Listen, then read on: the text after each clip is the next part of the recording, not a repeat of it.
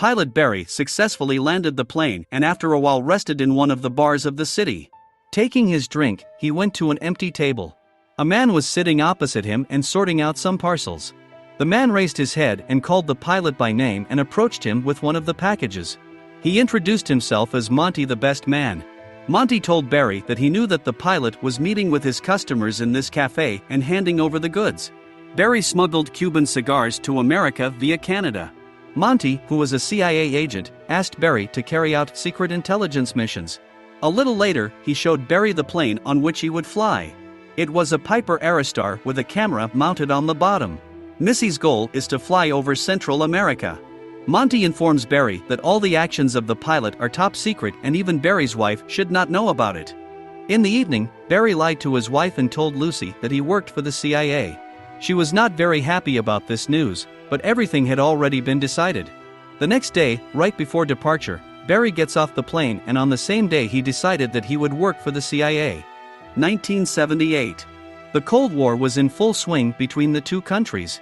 Barry brought great benefits to America with the help of his pictures, which showed enemy installations and secret bases. The CIA was very pleased with Barry and therefore entrusted him with another job. Barry became a courier in Panama.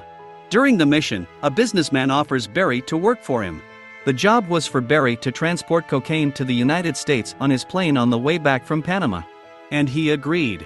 Barry had to dump the goods outside of Louisiana City. But there was just one small problem. The runway for takeoff was very short and that's why the planes crashed. Now it's time to take off. Gaining speed, the plane took off, but not at the distance that was needed. After riding on top of the trees, the plane was still able to take to the sky and a little later Barry successfully dropped the goods. The whole team of drug dealers rejoiced at such an event. Barry received a huge bag of money and he was already assigned the next flight, but suddenly they heard shots. It turned out the police were able to track them down. Barry and the rest of the participants in the crime were brought to prison. Barry had no hope left, but he heard Monty's voice. He informed him that the CIA is ready to turn a blind eye to drug smuggling if he helps them in one case. But since the Drug Enforcement Administration tracked down Barry, he has to move his entire family to another city. At night, they packed all their belongings and loaded them into the car and set off. Barry decided that they would move to a small town called Mena in Arkansas with a population of only 2,600 people. As soon as the family stopped by the house, Barry had to leave with the best man to the local airport. A little later, Barry found out that the airport completely belongs to him. And Monty also told the pilot about his mission. Barry has to smuggle Russian weapons through a huge number of military bases for contrast. The Contras is a military political movement. He agrees and goes to his new home. It's still night outside, but his wife hasn't slept. As soon as he arrived, Lucy starts asking a lot of questions. She doesn't understand why Barry brought her to this place since they don't have beds, a stove, and much more. At this point, Barry shows her a bag full of money and she calms down a little. But Barry still has to tell that he works for the CIA. The next day, Barry flew on a mission.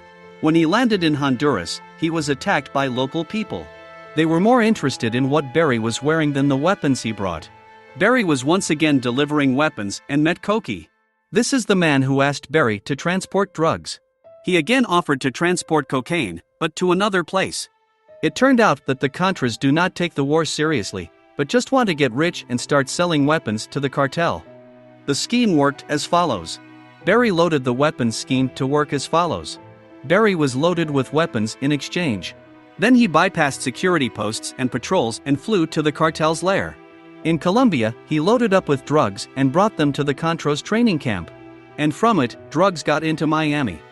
As the scale grew, Barry created a team of pilots who helped deliver the powder. The best man informed Barry that a Contras training camp would be made on the territory of the airport. And Barry and his friends on their planes need to get them to this camp. Barry brings the Contras to the camp, but many of them scatter upon arrival. Barry was earning more and more every day. Supplies increased and he was paid a lot of money that he did not have time to spend. He gave very expensive gifts to his wife, but there was no less money. He even buried money in suitcases in the backyard. Lucy's brother comes to them needing a job and Barry gave it to her. There was more and more money and there was nowhere to put it. J.B. starts stealing money from Barry and buys a car. Money becomes even more and for Barry's money they give the whole vault. The local sheriff was having lunch at a cafe and noticed JB, who was acting very suspiciously. He went into the cafe, noticed the sheriff, and ran out into the street. The sheriff ran after him and was able to knock him to the ground and arrested him. A huge number of problems fall on Barry at once, which he does not have time to solve. He was able to arrange for JB to be released on bail. Seal gives him money and a plane ticket to Bora Bora, tells him to disappear for his own safety. JB demands money every week and insults Lucy. Barry starts running after Jay's car, but it explodes in front of his eyes and Jay dies. The CIA finds out that Barry took some of the weapons to the wrong place and refuses his services. At the same time, Barry is arrested by the FBI Drug Control Bureau of Alcohol and Tobacco, as well as the Bureau of Firearms and Explosives and the Arkansas State Police. Barry is taken to prison, where he is promised to be imprisoned for the rest of his life. But suddenly he is released and taken to the White House.